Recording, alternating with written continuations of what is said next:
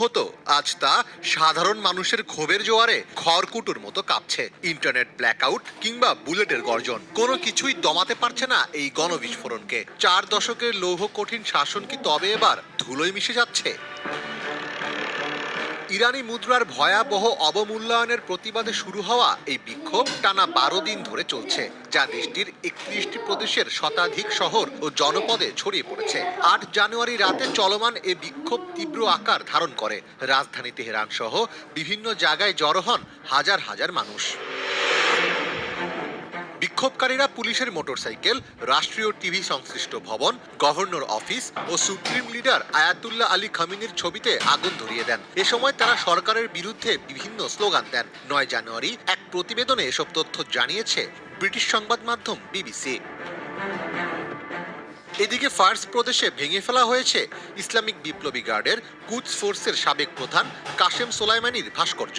সামাজিক যোগাযোগ মাধ্যমে প্রকাশিত ভিডিওতে বিক্ষোভকারীদের সোলাইমানির ভাস্কর্য ভেঙে ফেলতে দেখা যায়। এছাড়াও দেশের বিভিন্ন জায়গায় রাষ্ট্রীয় স্থাপনায় আগুন ধরিয়ে দিয়েছে বিক্ষোভকারীরা।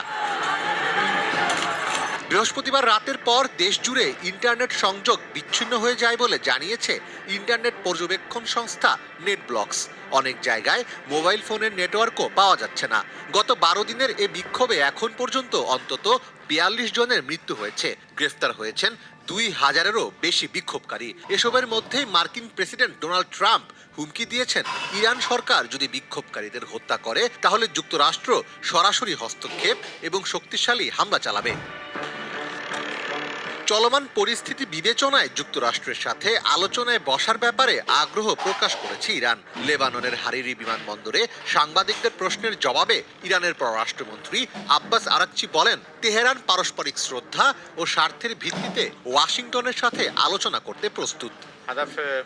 আমরা যে কোনো পরিস্থিতির জন্য প্রস্তুত। আমরা যুদ্ধ চাই না, তবে যুদ্ধের জন্য আমাদের প্রস্তুতি রয়েছে।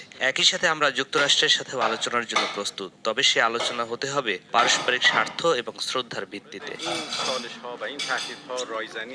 ব্রিটিশ দৈনিক দ্য টাইমসের এক প্রতিবেদনে সম্প্রতি দাবি করা হয়েছে, বিক্ষোভ নিয়ন্ত্রণের বাইরে চলে গেলে ইরানের সর্বোচ্চ নেতা আয়াতুল্লাহ আলী খামিনি অল্প সংখ্যক সহযোগী ও পরিবারের সদস্যদের নিয়ে মস্কোতে চলে যাওয়ার একটি প্ল্যান বি প্রস্তুত রেখেছেন। প্রতিবেদনে বলা হয়, এই তথ্য একটি গোয়েন্দা প্রতিবেদনের ভিত্তিতে প্রকাশ করা হয়েছে। সেখানে উল্লেখ করা হয়, খামিনির ঘনিষ্ঠ মহল তার ছেলে ও সম্ভাব্য উত্তরাধিকারী মোস্তফা খামিনি সহ কয়েকজনকে নিয়ে দেশ ছাড়ার প্রস্তুতি নেওয়া হচ্ছে এবং সেজন্য নগদ অর্থ ও সম্পদ জড়ো করা হচ্ছে।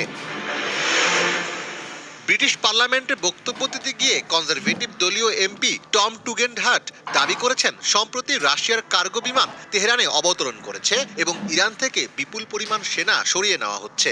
তার মতে এসব ঘটনা ইঙ্গিত দিচ্ছে ইরানের শীর্ষ নেতৃত্ব সম্ভবত পতন পরবর্তী পরিস্থিতির জন্য প্রস্তুতি নিচ্ছে। বিশ্লেষকদের অনেকে মনে করছেন, যদি বিক্ষোভের তীব্রতা এভাবে বাড়তে থাকে এবং বিক্ষোভকারীরা যদি সরকারি ভবনগুলোর দখল নিতে শুরু করে, তবে নিরাপত্তা বাহিনীর একটি অংশ সরকারের পক্ষ ত্যাগ